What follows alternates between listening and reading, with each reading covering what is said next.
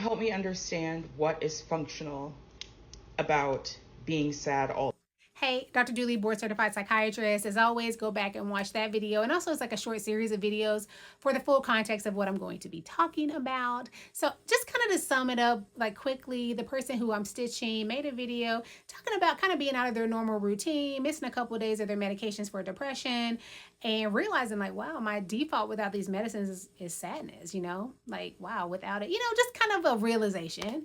And so there was another person who came to her comments and basically was saying, essentially, I'm going to paraphrase here. Well, if you know that your default is sadness and you know that off of the medicine, then why don't you work harder or do something to get to the root cause of what that sadness is? Like, why is it there kind of at your baseline? And then, maybe you won't be depressed. Like, you have to get to this. And that way of thinking is so common and it is so harmful, y'all. And it really does add to the stigma associated with mental health conditions because what you're really saying is there is something that you need to do to basically make your depression go away.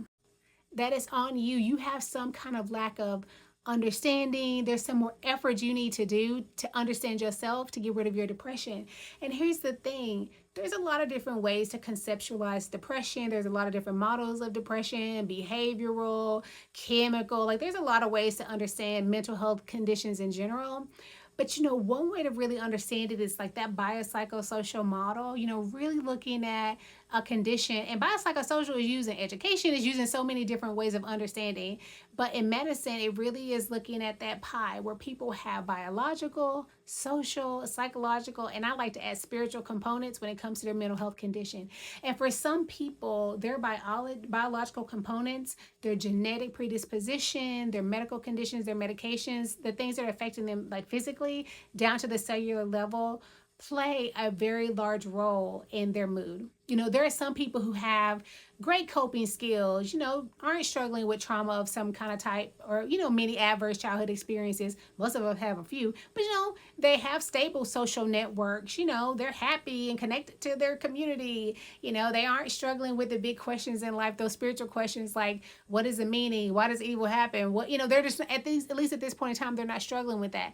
There are some people where all those other aspects are stable and it really is the biological component that is the largest piece that's playing into their mental health condition and really getting medication or sometimes TMS or ECT. Those are two procedures that are done for treatment of depression and some other conditions. But for the sake of this conversation, for depression, sometimes people either need those procedures or medications, and that's just what they're going to need to get their mood stable. Some people need a combination of those things. Some people need medications and therapy because they're struggling with, something that therapy will be helpful for.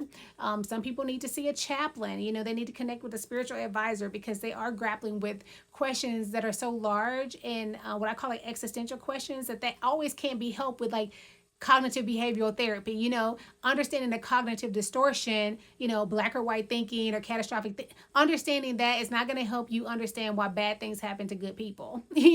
Like you might need like something maybe psychological, but there's also something in like what I'm calling a spiritual advisor or someone to kind of help you grapple with those larger questions. Some people, it ain't gonna matter what you do because they're living in an intimate partner violence situation. They're scared to go home every day. They're facing physical violence. No matter what medication you give them, they're gonna be struggling because they are not safe. And how your treatment plan is in that case, are you going to medicate someone to just constantly like thinking that that's gonna, no, that situation is not gonna be made better by that. They might need medication, but they clearly are gonna need some other kind of interventions, housing, finances, whatever you can do to help them get to safety, creating a safety plan, having maybe a separate phone, like all the things you do when people have intimate partner violence situations, that's going to be necessary, or referrals to social services if you don't know how to do that, as opposed to just being like, I'm gonna give you a medication every time because you're still depressed. Does that make sense? So every person who has anxiety or depression, they have different components and different elements, and the things that they need might be different. Maybe there is a person who needs to, again, what they're struggling with is just some question or something that can be processed by going through psychotherapy, but that's not the case for everyone. There's not some point of enlightenment that you're going to get to for some people that's going to be like, oh, the light bulb went off and I'm no longer depressed. I'm not saying that never happens, because again, for me, depression, anxiety, schizophrenia, because of those four factors, that biopsychosocial model, it's a different condition for every person. You know, the medications may play a large role, the medications may play a small role, and the same for all those other aspects. So I guess I just wanted to come on here and say that having a belief that there's some point of, you know, knowledge or information that you're going to get to and that's going to like cure your depression is not true a lot of the time. I'm going to tell you from a clinical perspective, that is not true. That has not been a truth that I've seen most of the time. And again, as a psychiatrist, you tend to see people who have more severe conditions, right? So people who have depression or anxiety or OCD or even bipolar disorder that can be treated in a primary care setting, that can be treated with like one medication. You know, you probably, as a psychiatrist, you're not going to see them that often. So I know that the population I'm seeing really kind of skews more serious, you know, more severe.